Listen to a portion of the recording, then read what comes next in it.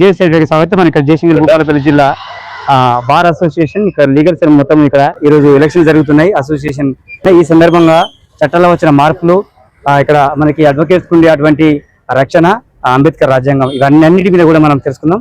మీ అందరికీ నమస్కారం. మీరుంటేనే ఇవాళ సమాజం సురక్షంగా ఉంటుంది. 2 గంటలకు స్టార్ట్ అయింది, 2 గంటలకు క్లోజ్ అవుతుంది. ఎంతమంది పోటీ చేసారు? జయశంకర్ భూపాలపల్లి భారతదేశంలో మొత్తం 79 మంది సభ్యులు ఉన్నారు.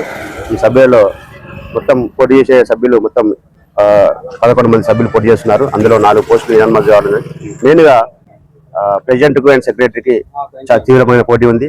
ఎవరు గెలిచినా ఒక 5-10 ఓట్లతోనే గెలుస్తారు.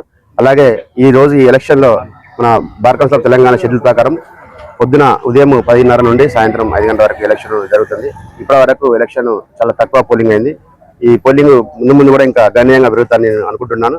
అలాగే భూపాలపల్లి న్యాయవాదులు మిగతా పోస్టులు కూడా చాలా మంది తీవ్రమైన పోటీ చేస్తారు. ఒక vice president and joint secretary పోస్టులు మిగతా 2 పోస్టులు ఎనామస్ కావడం జరిగింది. మిగతా పోస్టులు అన్ని పోస్టులకు తీవ్రమైన పోటీ జరుగుతుంది భూపాలపల్లి భారతదేశంలో. ఇప్పుడు అందరూ వెయిట్ చూస్తున్నారు ఈ రిజల్ట్ ఫలితాల కోసం.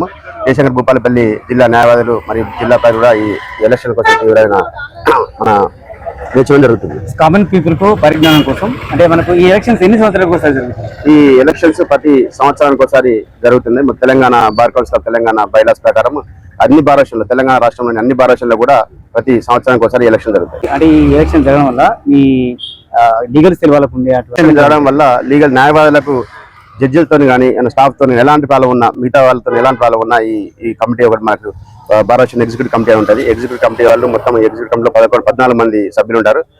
ఏం జరిగినా ఎగ్జిక్యూటివ్ కమిటీకి దరఖాస్తులు వచ్చిన న్యాయవాదులకు క్లయింట్లను దరఖాస్తు చేసిన ఎగ్జిక్యూటివ్ కమిటీలో మనం చర్చించడం జరుగుతుంది. Thank you. విలువైన సమాచారం మాతో పంచుకున్నారు.